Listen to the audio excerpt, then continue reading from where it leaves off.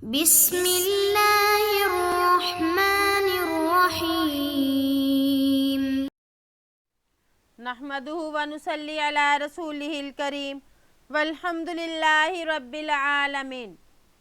عن ابی ہریرہ رضی اللہ عنہ قال لما توفی رسول اللہ صلی اللہ علیہ وسلم وکان ابو بکر رضی اللہ عنہ وکفر من کفر من العرب فقال عمر رضی اللہ عنہ کیف تقاتل الناس وقد قال رسول اللہ صلی اللہ علیہ وسلم امرت ان اقاتل الناس. حضرت ابو ہریرہ رضی اللہ عنہ سے روایت ہے کہ جب آپ صلی اللہ علیہ وآلہ وسلم کی وفات ہو گئی اور حضرت ابو بکر رضی اللہ عنہ خلیفہ مقرر ہوئے اور عرب کے بعض قبیلے کافر ہو گئے تو حضرت عمر رضی اللہ عنہ نے حضرت ابو بکر رضی اللہ عنہ سے کہا آپ کیسے لوگوں سے لڑیں گے، جبکہ آپ صلی اللہ علیہ وآلہ وسلم نے ارشاد فرمایا مجھے حکم دیا گیا ہے کہ میں لوگوں سے جہاد کروں.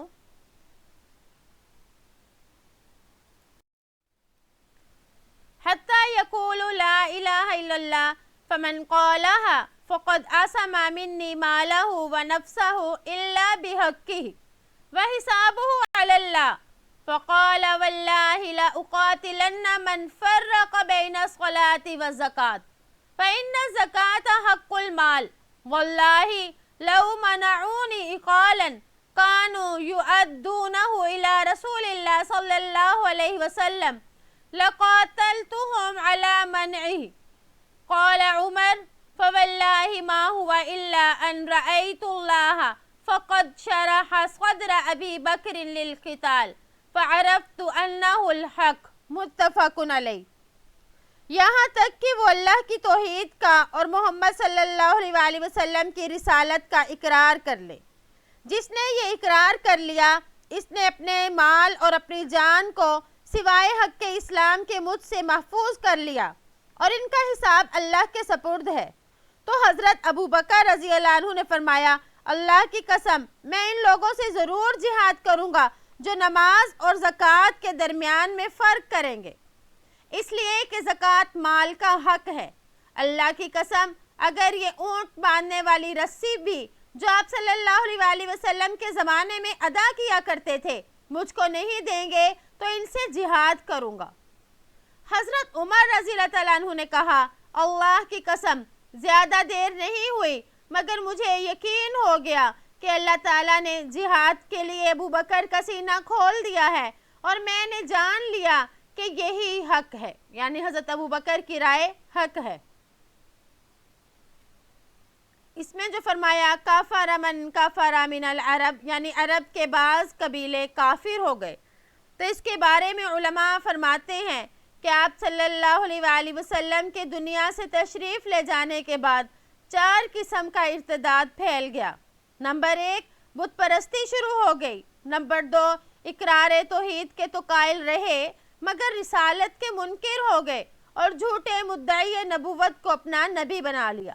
تو یہ دونوں طرح کے جو قبیلے تھے، دونوں طرح کے جو یہ ارتداد تھا دونوں طرح کا، تو یہ تو کفر ہی تھا. اور نمبر 3 یہ تھا صرف زکوٰۃ کی فرضیت کا انکار کیا کہ نبی کے ساتھ یہ خاص تھی، یعنی زکوٰۃ کا لینا صرف نبی کے ساتھ خاص تھا، اب یہ ختم ہو گیا. اور نمبر 4 زکوٰۃ خلیفہ کو دینے سے انکار کرنے لگے، یہ کہتے تھے کہ ہم خود دیں گے جس کو ہم چاہیں خود تقسیم کریں. تو یہ جو دوسرے 2 قبیلے یعنی تیسرا اور چوتھا جو قسم کا جو ارتداد تھا تو یہ کافر تو نہیں ہوئے لیکن یہ کفر کے قریب ہو گئے، اس لیے ان 4 کے بارے میں یہی کہہ دیا کافر من کافر من العرب، حالانکہ پہلے 2 جو تھے وہ کافر ہوئے تھے.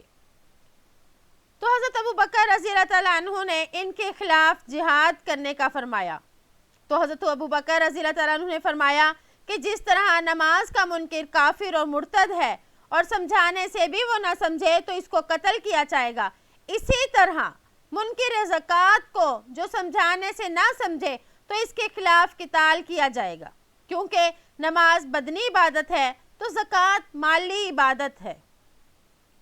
حضرت عمر رضی اللہ تعالیٰ عنہ کو ابتداءً اس معاملے میں جو تردد رہا اس کا منشا صورت کی واقعہ کی تشخیص میں اختلاف تھا، یعنی انہوں نے اس کو اس نظر سے دیکھا کہ آپ صلی اللہ علیہ وآلہ وسلم نے تو فرمایا تھا کہ اگر کوئی ظاہراً بھی کلمہ پڑھ لے تو اس نے جان مال کو محفوظ کر لیا، تو اس لیے حضرت عمر رضی اللہ تعالیٰ عنہ یہ سمجھ رہے تھے کہ مانع زکوٰۃ صرف ایک عمل سے بغاوت کا مجرم ہے، اور حالات کی نزاکت کا تقاضا یہ ہے کہ ابھی ان باغیوں سے جنگ نہ کی جائے، جبکہ حضرت ابوبکر رضی اللہ تعالیٰ عنہ کی تحقیق یہ تھی کہ منکر زکوٰۃ یہ منکر نماز کی طرح ہے، جس طرح نماز کا منکر مرتد ہے تو اسی طرح زکوٰۃ کا منکر بھی مرتد ہے۔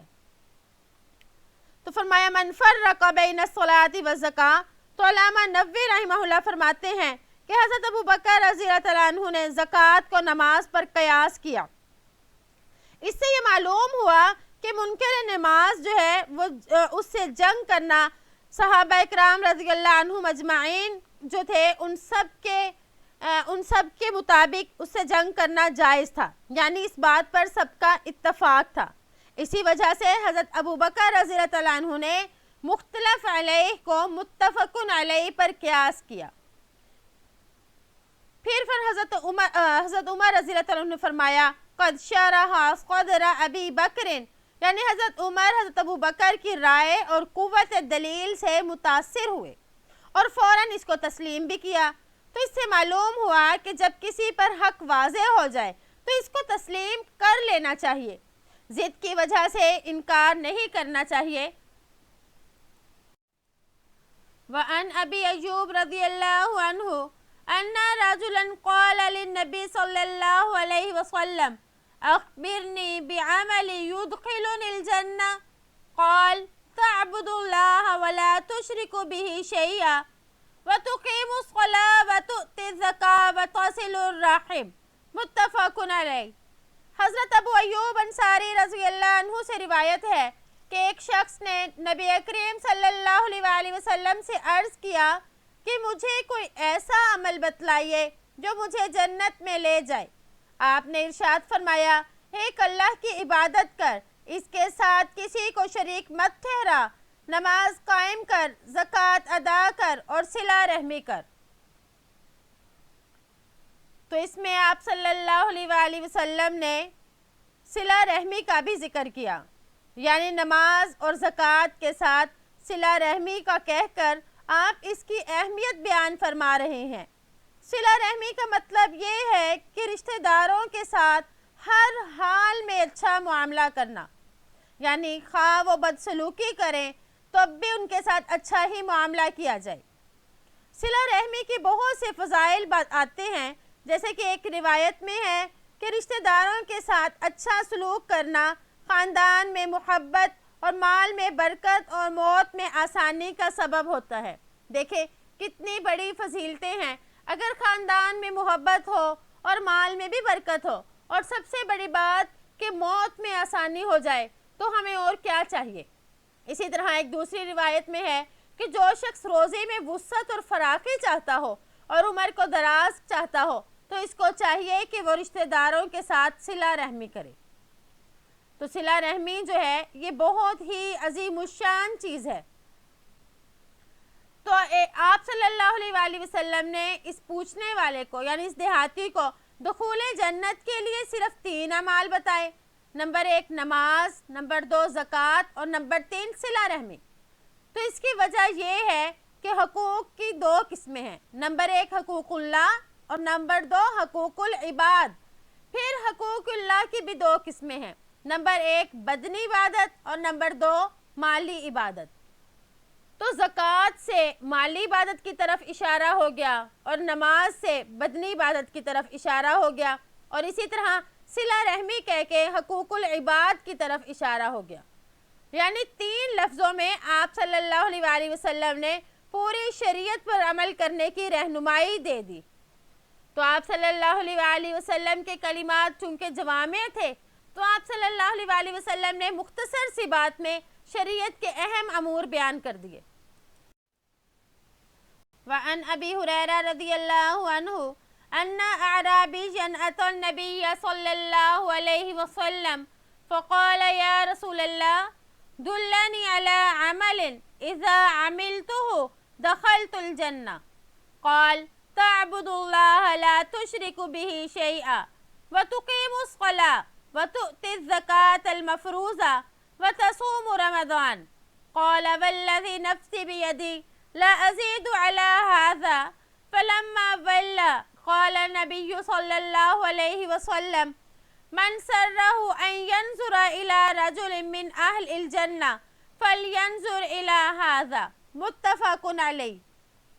حضرت ابو ہریرہ رضی اللہ عنہ سے روایت ہے کہ ایک دیہاتی آپ صلی اللہ علیہ وآلہ وسلم کی خدمت میں حاضر ہوا اور عرض کیا اے اللہ کے رسول ایسے عمل کی طرف میری رہنمائی فرمائیں جب میں وہ کروں تو جنت میں داخل ہو جاؤں. آپ صلی اللہ علیہ وآلہ وسلم نے ارشاد فرمایا اللہ کی عبادت کر، اس کے ساتھ کسی کو شریک مت ٹھہرا، نماز قائم کر اور فرض زکوٰۃ ادا کر اور رمضان کے روزے رکھ. اس نے کہا اس ذات کی قسم جس کے ہاتھ میں میری جان ہے میں اس پر کوئی اضافہ نہیں کروں گا. پس وہ دیہاتی پیٹھ پھیر کر چلا تو نبی کریم صلی اللہ علیہ وآلہ وسلم نے فرمایا جسے کوئی جنتی دیکھنا ہو یعنی جسے کوئی جنتی دیکھنا پسند ہو تو وہ اس کو دیکھ لے. متفق علیہ یعنی بخاری اور مسلم نے اس کو روایت کیا. اس میں فرمایا ان اعرابی اتا یعنی ایک دیہاتی صحابی آئے. اس سے کون مراد ہیں تو بعض نے اس سے مراد سعد بن الاحزم لیے ہیں اور بعض نے کہا کہ یہ اس سے مراد جو ہے قبیلہ کیس کا ایک آدمی ہے. بہرحال آپ صلی اللہ علیہ وآلہ وسلم نے اس دیہاتی کو چند فرائض اسلام بتائے تاکہ وہ محفوظ کر کے عمل بھی کر سکے.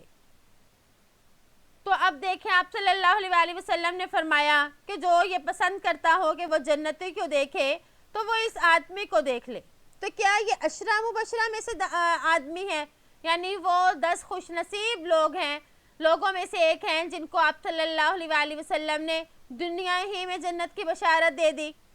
تو یہ صحابی عشرہ مبشرہ میں سے نہیں ہیں لیکن ان عشرہ مبشرہ کے علاوہ بھی آپ صلی اللہ علیہ وآلہ وسلم نے کئی لوگوں کو جنت کی بشارت دی جیسے کہ ازواج مطہرات بھی اس میں ہیں اور اسی طرح حضرت حسن حسین رضی اللہ عنہما بھی.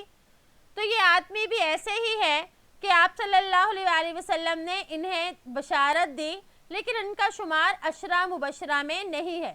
یعنی لازمی نہیں کہ صرف انہی کو بشارت ملی ان کے علاوہ کسی کو نہیں ملی. آپ صلی اللہ علیہ وآلہ وسلم نے مختلف موقعوں پر مختلف صحابہ کے لیے یہ بشارتیں دی ہیں. وعن جریر بن عبداللہ رضی اللہ عنہ قال بایعت النبی صلی اللہ علیہ وسلم على اقام الصلاة وإيتاء الزکاة والنصح لكل مسلم. متفق علیہ. حضرت جریر بن عبداللہ رضی اللہ عنہ سے روایت ہے وہ فرماتے ہیں کہ میں نے نبی کریم صلی اللہ علیہ وآلہ وسلم سے نماز قائم کرنے، زکوٰۃ ادا کرنے اور ہر مسلمان کے ساتھ خیر خواہی کرنے پر بیعت کی. یہ حدیث اگرچہ باب النصیحت میں پہلے گزر چکی ہے لیکن باب کی مناسبت کی وجہ سے امام نووی رحمہ اللہ اس کو دوبارہ ذکر کر رہے ہیں کہ اس حدیث میں زکوٰۃ ادا کرنے پر آپ صلی اللہ علیہ وآلہ وسلم نے بیعت لی.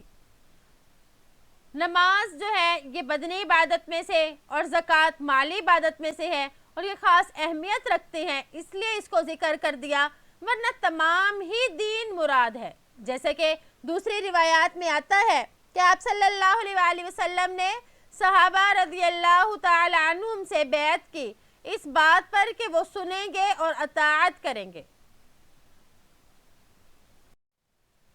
وعن ابی ہریرہ رضی اللہ عنہ قال قال رسول اللہ صلی اللہ علیہ وسلم ما من صاحب ذهب ولا فضة لا يؤدي منها حقها إلا إذا كان يوم القيامة صفحت له صفائح من نار فأحمي عليها في نار جهنم فيكوى بها جنبه وجبينه وظهره كلما بردت اعیدت لہ فی یوم کان مقدارہ 50,000 سنہ حتی یقضى بین العباد فیرا سبیلا اما الی الجنہ و اما الی النار۔ حضرت ابو ہریرہ رضی اللہ عنہ سے روایت ہے کہ رسول اللہ صلی اللہ علیہ وآلہ وسلم نے فرمایا، جو سونے چاندی کا مالک ان کا حق ادا نہیں کرتا تو جب قیامت کا دن ہوگا تو اس کے لیے آگ کے تختے بنائے جائیں گے اور ان کو جہنم کی آگ میں تپایا جائے گا، پھر اس کے ساتھ اس کے پہلو، اس کی پیشانی، اس کی پشت کو داغا جائے گا۔ جب بھی وہ تختیاں ٹھنڈی ہو جائیں گی انہیں دوبارہ آگ میں تپایا جائے گا۔ حساب کتاب کے اس دن میں یہ عمل جاری رہے گا جس کی مقدار 50,000 سال ہوگی، یہاں تک کہ بندوں کے درمیان فیصلہ کیا جائے، پس وہ اپنا راستہ جنت یا جہنم کی طرف دیکھ لے گا۔ تو حدیث کے اس حصے میں، چونکہ یہ حدیث لمبی ہے اس لیے ہم اس کے تھوڑے سے حصے کا ترجمہ اور اس کے ساتھ تشریح کرتے جائیں گے۔ تو اس حدیث کے حصے میں یہ بتایا جا رہا ہے کہ جو لوگ سونے چاندی کی زکوٰۃ نہیں دیتے تو انہیں سونے چاندی کے ذریعے انہیں عذاب دیا جائے گا اور حساب کتاب تک یہ عذاب میں مبتلا رہیں گے، اور اس کے بعد حساب کتاب ہوگا تو پھر یہ فیصلہ ہوگا کہ انہوں نے جنت میں جانا ہے یا جہنم میں۔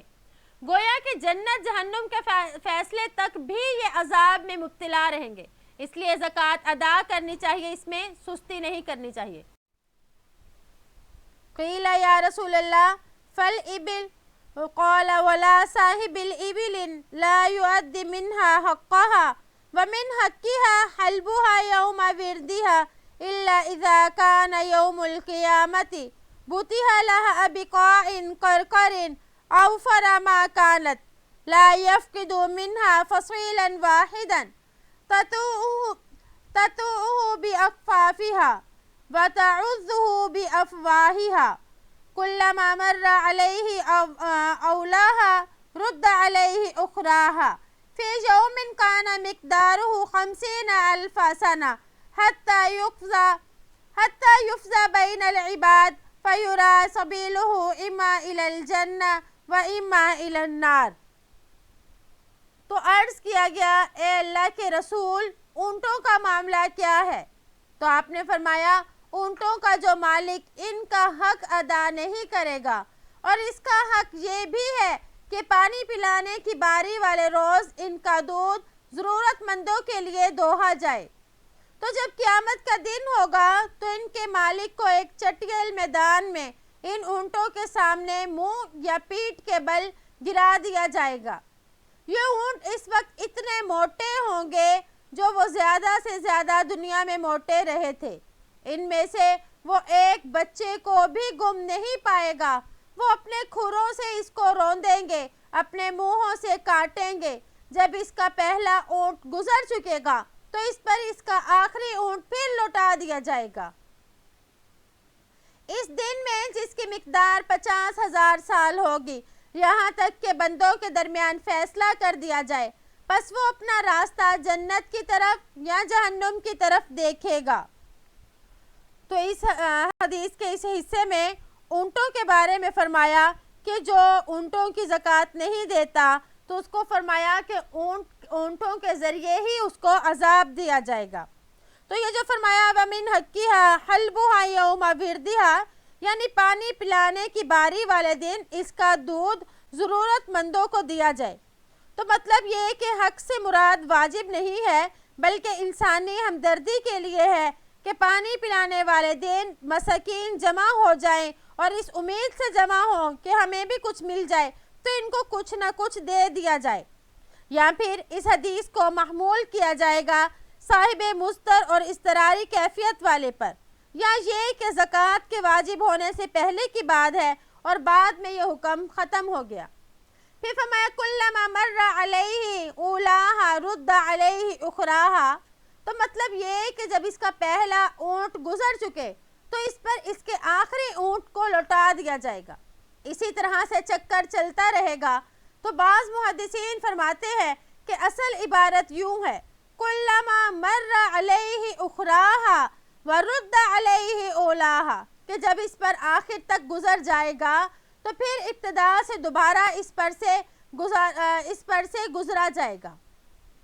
تو اس سے معلوم ہوا کہ اونٹوں کی زکوٰۃ یعنی زکوٰۃ چاہے زیورات کی ہو یا کسی اور مال کی ہو تو اس کو اہتمام سے ادا کیا جائے، اور اگر کوئی شخص زکوٰۃ ادا نہیں کرے گا تو اس کے لیے سخت وعیدیں ہیں۔ قیل یا رسول اللہ فالبقر والغنم قال ولا صاحبی بقرۃ ولا غنم لا يؤدي منها حقها إلا إذا كان يوم القيامة بطح لها بقاع قرقر لا يفقد منها شيئا ليس فيها أقصى ولا جلح ولا أضبع تنتهه بقرونها وتتوه بأظلافها كلما مر عليه أولاها رد عليه أخراها في يوم كان مقدار 50,000 سنة حتى يقضى بين العباد فيرى سبيله إما إلى الجنة وإما إلى النار۔ تو عرض کیا گیا اللہ کے رسول پس گایوں اور بکریوں کا مسئلہ کیا ہے؟ تو آپ نے فرمایا جو بھی گایوں اور بکریوں کا مالک ہے وہ ان میں ان کا حق ادا نہیں کرتا مگر جب قیامت کا دن ہوگا تو اسے ان کی وجہ سے منہ یا پیٹ کے بل چٹیل میدان میں گرا دیا جائے گا، ان میں سے وہ کسی کو گم نہیں پائے گا۔ ان میں کوئی بکری یا گائے مڑے ہوئے سینگوں والی ہوگی، نہ بغیر سینگ کے، اور نہ کوئی ٹوٹے ہوئے سینگوں والی ہوگی۔ یہ اسے اپنے سینگوں سے ماریں گی، اپنے کھروں سے روندیں گی۔ جب اس پر اس کی پہلی بکری یا گائے گزر چکے تو اس پر اس کی آخری بکری یا گائے لوٹا دی جائے گی۔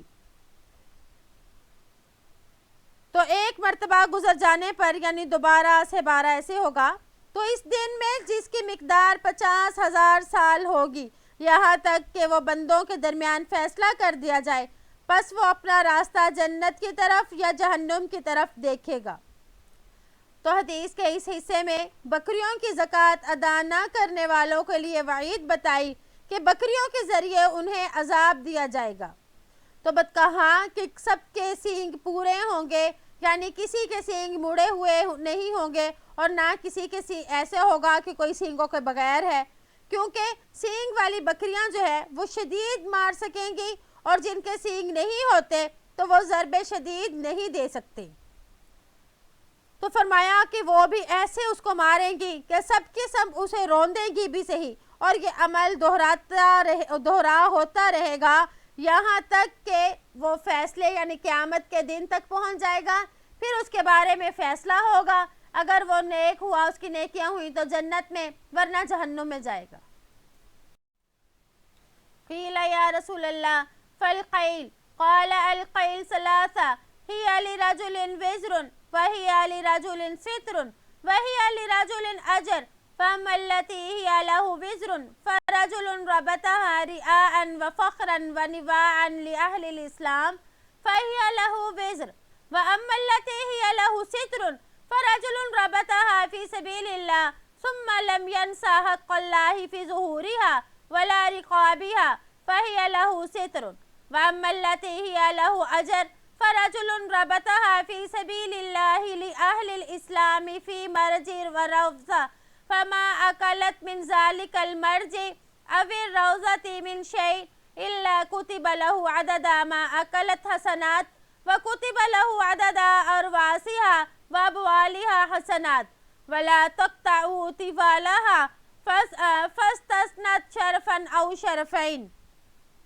تو آپ صلی اللہ علیہ وآلہ وسلم سے پوچھا گیا کہ یا رسول اللہ گھوڑوں کی بابت کیا حکم ہے؟ تو آپ نے فرمایا گھوڑے 3 قسم کے ہیں، ایک وہ جو آدمی کے لیے بوجھ ہیں، دوسرے وہ جو آدمی کے لیے پڑتا ہے، ایک وہ آدمی کے لیے اجر ہے۔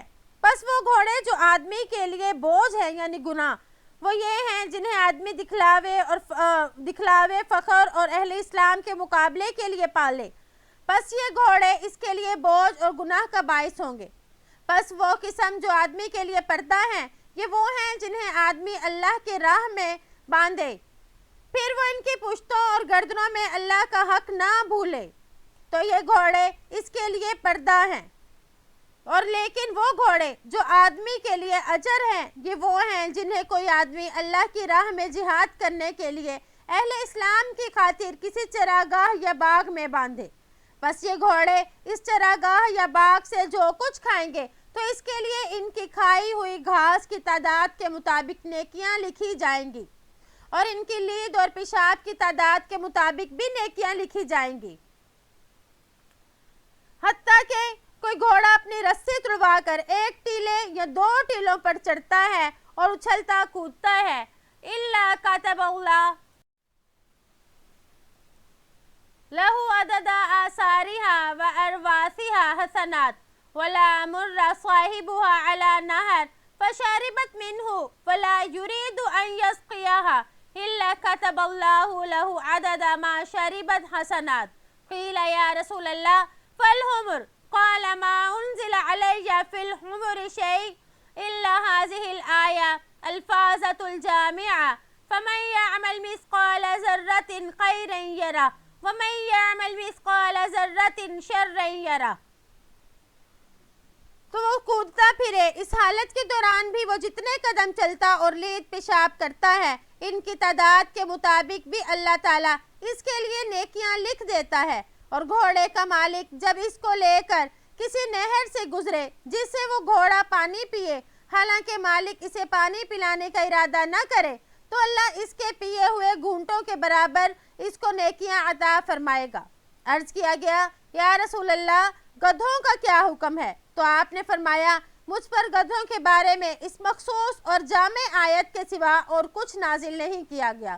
جو کوئی ذرہ برابر نیکی کرے گا تو وہ اسے دیکھ لے گا، اور جو ذرہ برابر برائی کرے گا اسے دیکھ لے گا۔ متفقن علیہ۔ تو اس حدیث سے ہمیں معلوم ہوا کہ خواہ مال ہو یا جانور ہو، ان تمام کی زکوٰۃ دینا ضروری ہے، اور اگر کوئی زکوٰۃ نہیں دے گا تو اسی مال انہی جانوروں کے ذریعے وہ عذاب میں مبتلا کیا جائے گا۔ امید ہے کہ آج کا سبق سمجھ آ گیا ہوگا۔ السلام علیکم ورحمۃ اللہ وبرکاتہ۔